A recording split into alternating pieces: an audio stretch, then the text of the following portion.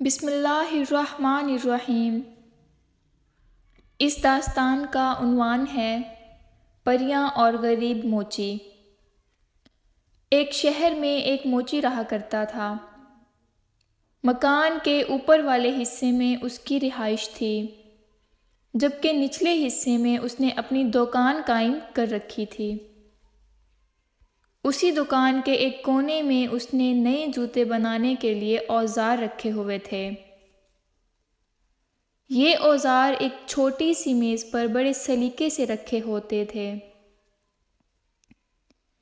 موچی دن رات خوب محنت کرتا، لیکن اس کے باوجود اسے اتنی آمدنی نہ ہوتی کہ وہ خوشحال زندگی گزار سکے۔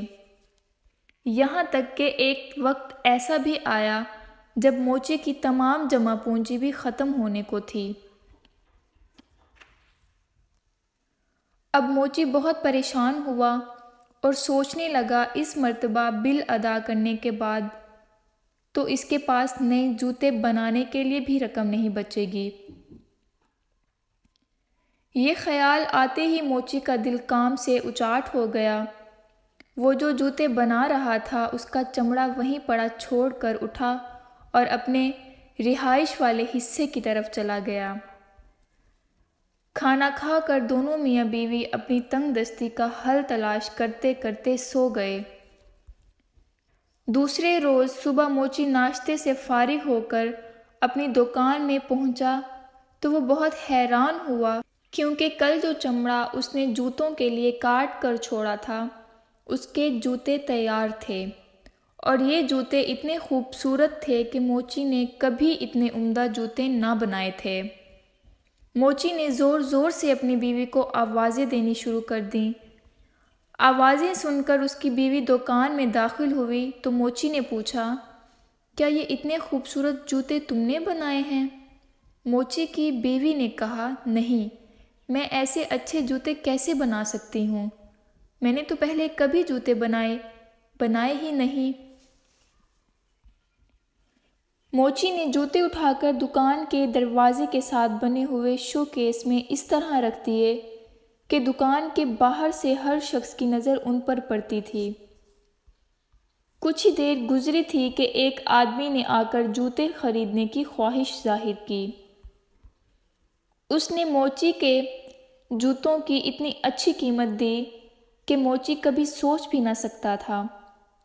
اب موچی نے اس رقم سے گھر کے لیے راشن خریدا اور مزید جوتوں کے لیے چمڑا بھی خرید لیا۔ خریداری سے فارغ ہو کر موچی واپس آیا تو شام ہونے کو تھی۔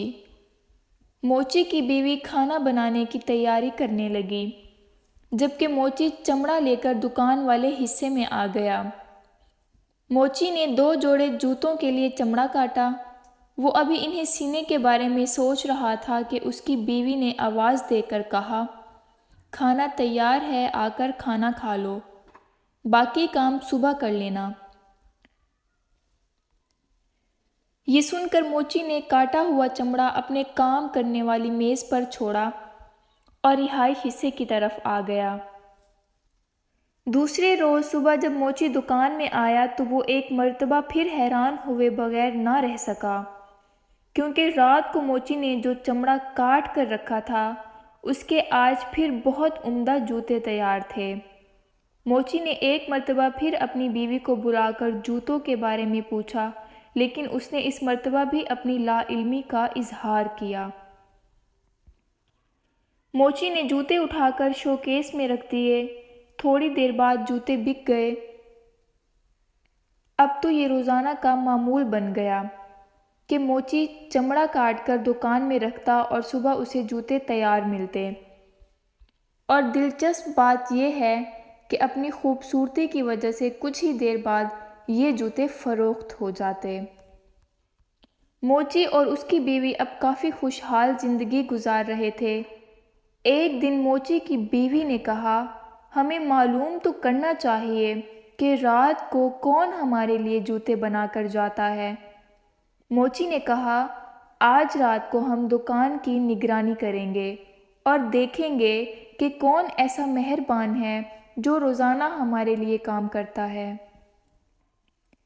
موچی اور اس کی بیوی شام ہوتے ہی کٹا ہوا چمڑا کام کرنے والی میز پر چھوڑ کر دکان میں رکھی ایک بڑی سی الماری کے اندر چھپ کر بیٹھ گئے اور تھوڑا سا دروازہ کھول کر دکان میں جھانکنے لگے۔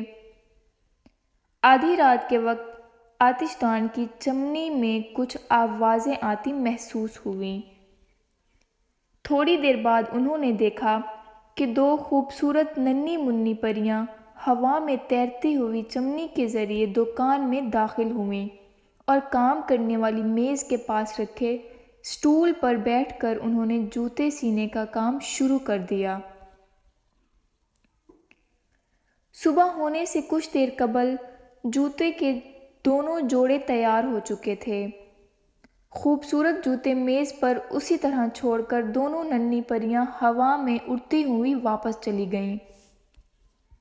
موچی نے اپنی بیوی سے کہا، بہت دنوں سے یہ ننھی پریاں ہمیں اچھے اچھے جوتے بنا کر دے رہی ہیں۔ میرا خیال ہے ہم بھی انہیں کوئی تحفہ دیں۔ موچی کی بیوی بولی، دونوں پریاں ننگے پاؤں تھیں اور ان کے کپڑے بھی عام سے تھے، شاید انہیں ان کپڑوں میں سردی لگتی ہو۔ کیوں نہ میں ان دونوں کے لیے کپڑے بنا دوں؟ موچی نے بھی بیوی کی ہاں میں ہاں ملائی۔ اسی دن موچی کی بیوی نے دونوں پریے کے لیے بہترین گرم جیکٹیں تیار کیں اور ساتھ ہی دو جوڑے چھوٹے چھوٹے خوبصورت جرابوں کے جوتے بھی بنائے۔ دوسرے دن انہوں نے شام کے وقت کام کرنے کی میز پر بجائے جوتوں کے لیے چمڑا کاٹ کر رکھنے کے دونوں ننھی منی پریوں کے لیے جیکٹ اور جرابوں کے گفٹ پیک تیار کر کے رکھ دیے اور الماری میں چھپ کر پریوں کا انتظار کرنے لگے۔ آدھی رات کے بعد پریاں دکان میں داخل ہوئیں اور کام کرنے والی میز کے پاس آ کر کھڑی ہو گئیں۔ میز پر جوتوں کے لیے چمڑے کی جگہ گفٹ دیکھ کر انہیں حیرانی ہوئی۔ دونوں نے آپس میں مشورہ کے بعد گفٹ کھولے تو اس میں چھوٹی چھوٹی جرابیں اور جیکٹیں دیکھ کر بہت خوش ہوئیں اور انہوں نے فوراً جیکٹیں اور جرابیں پہن لیں۔ اب وہ دونوں پریاں بہت خوش تھیں۔ خوشی سے دونوں پریاں جھومتی رہیں اور پھر ہوا میں تیرتی ہوئی چمنی کے راستے دکان سے باہر نکل گئیں۔ اس کے بعد وہ کبھی دکان میں کام کرنے نہ آئیں۔ موچی نے جوتے بنانے کا کام جاری رکھا جو کہ عمدہ اور خوبصورت ہوتے تھے اور وہ پورے علاقے میں بہت امیر اور مشہور ہو گیا، لیکن کوئی بھی اپنے جوتوں کا ننھی پریوں کے بنائے ہوئے نرم و نازک جوتوں سے موازنہ نہ کر سکا۔ جی ناظرین، آج کی ویڈیو اتنی ہی۔ اگر ویڈیو اچھی لگے تو لائک کریں، شیئر کریں اور میرے چینل کو سبسکرائب کریں۔ اپنا اور اپنے پیاروں کا بہت سارا خیال رکھیں۔ مجھے دے اجازت، اللہ حافظ۔